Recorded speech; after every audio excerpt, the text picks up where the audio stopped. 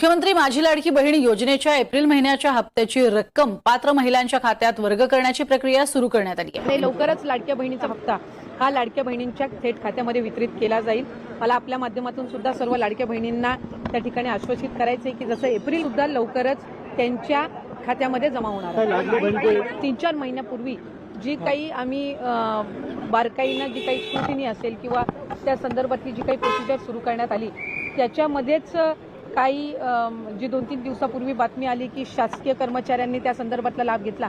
खरं तर जानेवारी महिन्यामध्ये जी काही स्क्रुटिनी झाली त्याच्यामध्येच ते लक्षात आलेलं होतं आणि त्यानंतर त्यांना जी काही 2000 का 2500 सुमारे जे काही लाभार्थी शासकीय कर्मचारी म्हणून होते 2 लाख कर्मचाऱ्यांचा डेटा आम्हाला प्राप्त झालेला होता। त्याच्यापैकी हे 2-2500 होते आणि त्यांना त्याच वेळेपासून लाभ जो आहे तो देण्याचा बंद करण्यात आलेला आहे। त्याच्यामुळे अशा पद्धतीनं एखादी जर स्कीम असेल तर त्याच्यामध्ये स्क्रुटिनी आणि त्याचबरोबर त्याच्यामध्ये जे काही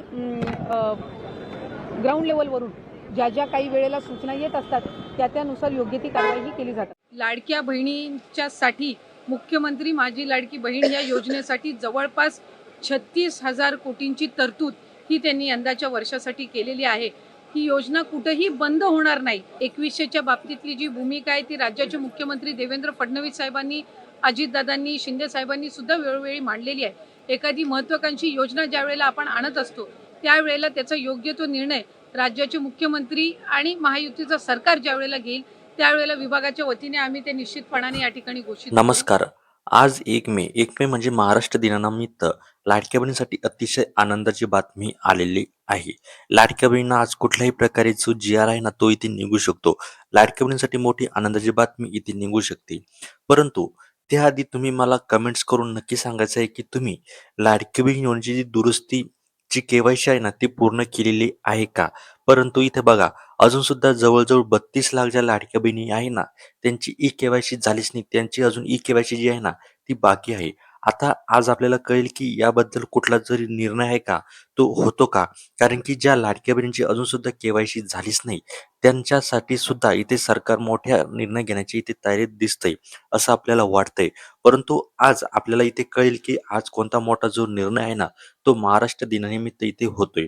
आता लाडक्या बहिणींसाठी पुन्हा एकदा जो मार्चचा हप्ता आहे ना या मार्चच्या हप्त्याबद्दल काल सुद्धा कुठला इथं GR आहे ना तो निघालेला नाही। लाडक्या बहिणींना कुठल्याही प्रकारे जे पैसे आहे ना ते इथे आलेले नाहीये। परंतु आज असं वाटतंय की जो निर्णय आहे ना तो इथे होऊ शकतो। जो GR आहे ना तो निघण्याच्या इथे तयारीत असं वाटतंय। परंतु ज्या लाडक्या बहिणींची अजून सुद्धा KYC झालीच नाही त्यांना सुद्धा इथे KYC करण्यासाठी ते चान्स भेटावा असं तुम्हाला वाटतंय का? ते आम्हाला कमेंट करून ते नक्की सांगायचं आहे।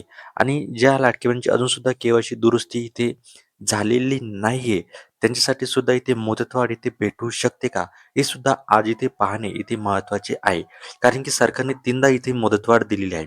पहिली म्हणजे 31 डिसेंबरपर्यंत, त्यानंतर 30 मार्चपर्यंत आणि त्यानंतर आता 30 एप्रिलपर्यंत इथे सरकारने मुदतवाढ जी आहे ना ती इथे दिलेली होती। आता त्याची जी मुदत आहे ही संपलेली आहे।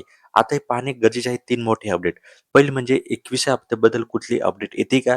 त्यानंतर KYC साठी मोठी इथे जी मुदतवाढ आहे ती भेटू शकते का? हे सुद्धा इथे पाहणे महत्त्वाचे ठरेल। तुम्हाला यावर काय वाटते? तुमच्या काय प्रतिक्रिया आहेत ते आम्हाला कमेंटच्या माध्यमातून नक्की कळवा। चॅनलवर जर नवीन असाल तर आता सबस्क्राईब करा। धन्यवाद।